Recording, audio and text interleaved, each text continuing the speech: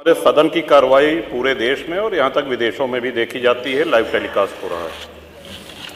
कुछ बातें यहाँ पे गलत कही गई हैं, सत्य से परे कही गई हैं और कुछ आधी अधूरी बातें करी गई हैं, जिससे बाहर एक भ्रम और भ्रांति वाली स्थिति भी बनती है। श्रीमान, जैसा कि हमने महामहिम राज्यपाल के अभिभाषण में कहा था कि प्रभु श्री राम की चर्चा सर्वाधिक हुई, बहुत अच्छी बात है। डॉक्टर लोहिया को मानने वाले लोग भी ये मानेंगे कि डॉक्टर लोहिया ने जन सामान्य को भगवान श्री राम के आदर्शों पर चलने की प्रेरणा देने के उद्देश्य से प्रतिवर्ष रामायण मेले का आयोजन किया करते थे। डॉक्टर लोहिया का ही एक ये बयान था कि बाबर, गजनी, गोरी, औरंगजेब लुटेरे थे, रसखान और रहीम हमारे पूर्वज। श्रीमान, ये बात यहाँ पे इसलिए कहना आवश्यक हो रही है कि पिछले कई दिनों से हम देख रहे हैं कि माहौल बिगाड़ने का प्रयास हो रहा है। हल्द्वानी तक का उदाहरण दिया गया इस हाउस में। सरकार अपनी जगह पे पूरा प्रयास करती है कि हमारे राज्य में कोई उपद्रव न हो, अशांति न हो, लेकिन कहीं न कहीं एक ये आभास हो रहा है हमको कि माहौल खराब करने का एक प्रयास हो रहा है। बात की गई श्री राम जन्मभूमि की, साक्षात भगवान श्री राम ने अवतार लिया। काशी नगरी जो भगवान शिव के त्रिशूल पे टिकी हुई है, जा सुनाम बल शंकर काशी, देत सबहि संगति अविनाशी, और भगवान श्री कृष्ण की जन्मभूमि। श्रीमान, स्पष्ट है ये।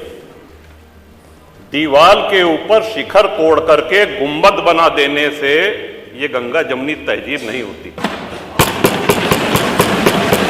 वो हमारा आक्रांताओं द्वारा तोड़ा गया है।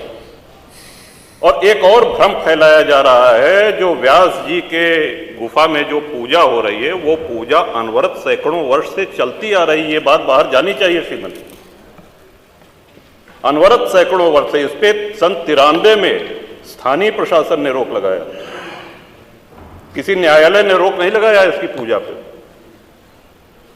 और इस सदन के माध्यम से श्रीमान उन पुजारी को भी हम प्रणाम करेंगे, 31 वर्ष जिन्होंने चाबी संभाल के रखी कि एक न एक दिन ऐसी सरकार आएगी कि ये ताला खुलेगा और इस चाबी की आवश्यकता है।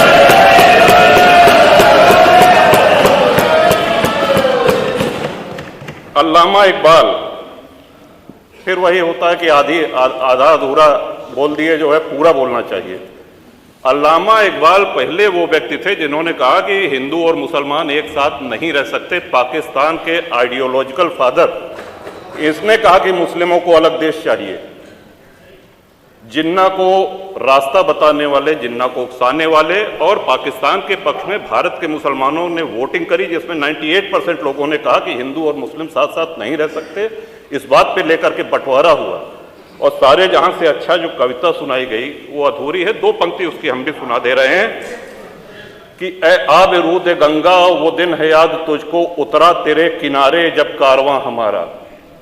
कि गंगा के वो मैदान तुमको याद है जब हमारा कारवां उधर से आक्रांताओं का कारवां आया था। ए आब रूद गंगा, वो दिन है याद तुझको, उतरा तेरे किनारे जब कारवां हमारा। चीनो अरब हमारा, हिंदुस्तान हमारा, मुस्लिम है हम, वतन है सारा जहां हमारा। ये तरानाए मिल्ली की पंक्तियां हैं, अल्लामा इकबाल ने 1910 में लिखी थी श्रीमान। हम ही क्या धर्मार्थ दहते रहेंगे, सभी कुछ हो मौन सहते रहेंगे, कि धर्म को देंगे बल अन्य जन भी, तजेंगे क्रूरता छल अन्य जन भी। श्रीमान, हिंदू तो सर्वसमावेशी है। किसको आश्रय नहीं मिला, किसको आसरा नहीं मिला? यहाँ पे जो भी संकट में आया उसको हमने अपनाया। कभी किसी हिंदू ने नहीं कहा कि हम मुसलमान के साथ नहीं रह सकते। उल्टा जब बंटवारा हुआ, धर्म के आधार पे हुआ, पाकिस्तान बना, जो मुस्लिम वहां जा रहे थे, हिंदुओं ने उनको रोकने का काम किया कि आप रहिए हमारे साथ, भाई भाई बन के रहिए। ये इस संवेदनशीलता को रसखान जी, अब्दुल रहीम खान खाना, इनके आदर्शों पे चलेंगे तब अच्छा वातावरण, अच्छा माहौल बनेगा। अगर बाबर और औरंगजेब के अनुसरण करेंगे, उनका अनुकरण करेंगे, तब तो शांति की कोई गारंटी नहीं। मैं फिर से पुनः बधाई देता हूं इस बजट का समर्थन करता हूं और माननीय योगी जी की सरकार को बधाई देता हूं।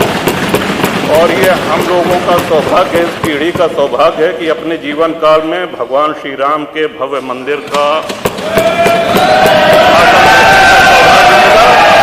और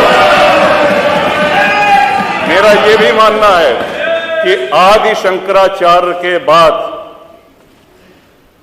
अगर कोई सनातन उत्थान का और हिंदू उत्थान का कार्य कर रहा है तो श्रीमान नरेंद्र मोदी।